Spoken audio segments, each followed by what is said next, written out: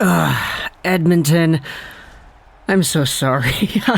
Man, the jinx. I jinxed it, didn't I? I said that Edmonton was going to beat LA quite handily in the first round of my playoff bracket, but then we saw Jonathan Quick out goaltending Mike Smith. We saw Mike Smith being the worst goaltender of the two. Now, to be fair, while Mike Smith had his moments, he had some pretty good saves, especially early on. He never really looked super dialed in.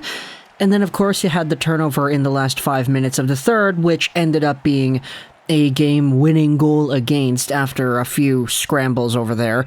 But Jonathan Quick was an absolute monster. He only gets beaten 3 times. He has a 9.2-something save percentage in Game 1 of LA versus Edmonton. But that's not really the angle I wanted to focus on here today. Sure, we can go over, Edmonton hasn't won a postseason game in, 7 straight games now? Like, they got swept by Winnipeg, they lost against Chicago in the play-in series, and then you have this right here, Game 1 against LA, a much weaker team. It would be easy to go out there and conclude. But that's not really what I wanted to focus on here today. I wanted to focus on the other guy that had himself an impact on LA as a center on this team. He played on a line with Trevor Moore and Alex Iafallo, forming that shut-down line that the Kings were deploying all night and that had quite a significant amount of success. Phillip Danault, ladies and gentlemen, elite shutdown center, one of the best defensive centers in the entire gosh darn NHL. Even though he might not win the Selke this year, because the Selke, oddly enough, has a lot of offensive capabilities taken into it whenever you talk about who's getting voted for it or not. But when it comes to just pure defensive strength, skill, and capability, Phillip Danault is second to pretty much none, unless you wanted to count Patrice Bergeron in that category. But for Phillip Danault, he had himself an absolute monster of a night. He was a +3 for the Kings in this game, and his line of Moore, Danault, and Iafallo combined for 3 goals on the process. They had 0 goals against, and they did most of the heavy lifting when it came to getting it done against Edmonton in that Game 1.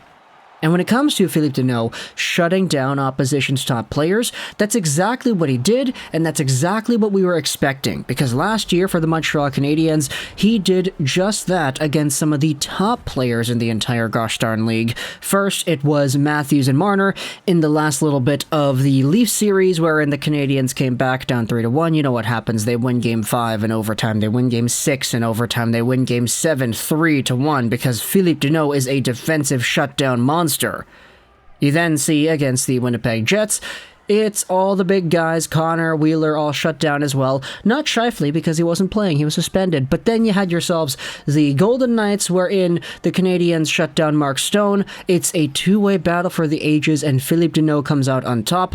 Unfortunately, against Tampa Bay, he didn't really have the same magic because Tampa Bay is just too darn good.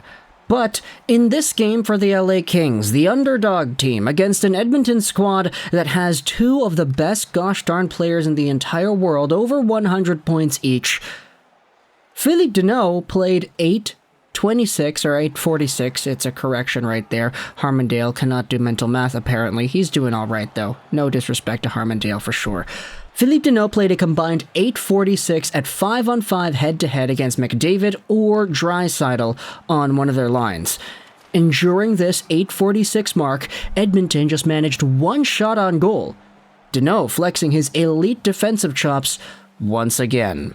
And, this is one of the things that I was thinking about when I was making my playoff bracket the other day, where I did say that Edmonton would make the second round before getting eliminated by the Flames. But Edmonton, I just felt like they were too good to hold down, and this wasn't really something that I took into considerable account, to be honest. Like, I know it's only been 1 game. My prediction had Edmonton winning in, 5 or 6, so they definitely can still do that, but when it comes to what we saw in Game 1, if this pattern of Quick being really good, of McDavid still scoring a goal or something a game, 2 points a game, maybe we can even say, and LA just matching that, shutting down all the other time, and capitalizing on Mike Smith, if that's the cut and paste story of the next few games, then my prediction's gonna be wrong here, man.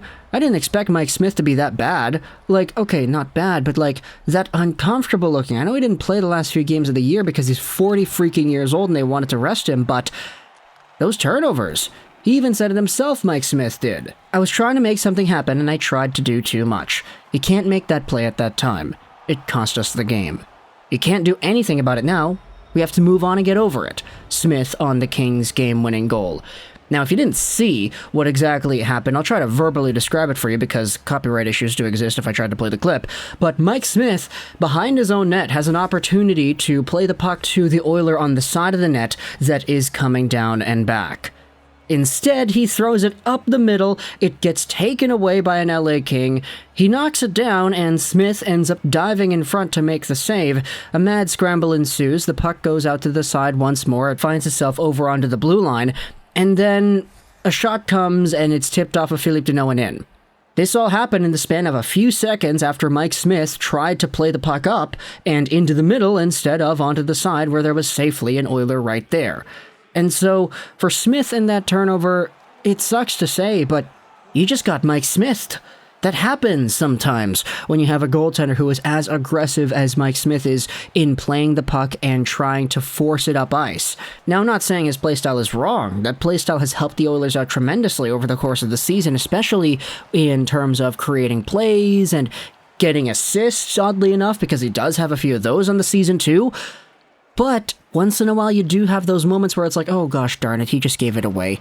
And now the opposite team is hemming it in our zone. And okay, now it's in the back of the net. Thank you, Mike Smith. Ay, ay, ay.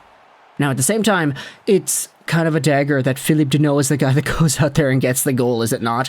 But as part of the reason I'm making this video, man, the guy went out there and was an absolute shutdown machine, as we have come to expect him to be. I honestly didn't really think that he would be able to do what he did against Matthews and against Stone and against Kyle Connor and Ehlers again this season with such success. And I know it's only been one game. For sure, it's only been one game. Like, you could see the Oilers come back and win 4 in a row to take the series 4-1. And my bracket will be correct because I said Edmonton will win in 5. But LA, man, I just didn't think Danault would be this good this early. I didn't think Mike Smith would do a Mike Smith.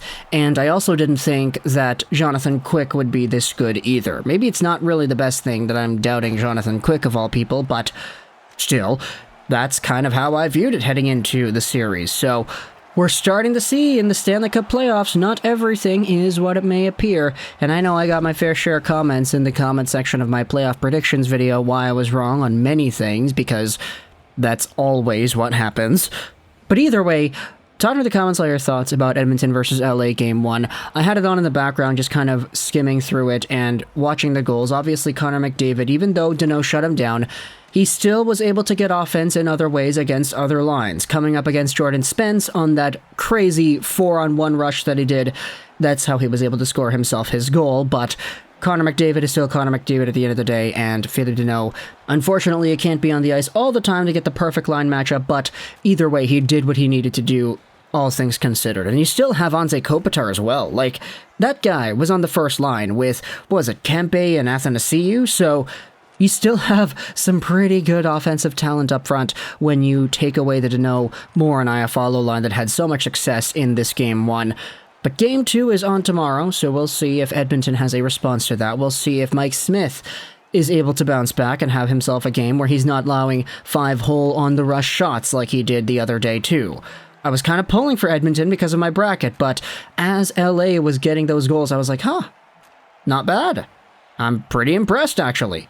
This is good because I got LA fans that watch this channel as well, and I know how passionate you are about your team and what's going on over there, so I'm happy to incorporate you into these discussions as well, because I know in the previous playoff predictions video I had some LA fans that were like, oh, come on, Lego, you can't say that about us, we're gonna be a bit better, like, I like you in your videos, but come on, man, like, I know how it is. I've made a ton of videos about the LA Kings over the past few months over here, and you all seem to be very receptive of that, so to betray that trust and to go behind your back and say, oh no, it's going to be Edmonton in 6, or in 5, excuse me, I could totally understand why there are some people that might have been pissed off about that. But either way, let me know your thoughts in the comment section below. I hope you enjoyed this Vishara Trolls 99. Edmonton, LA Game 2, who takes it? It goes on tomorrow, so let me know your thoughts in the comments, and bye.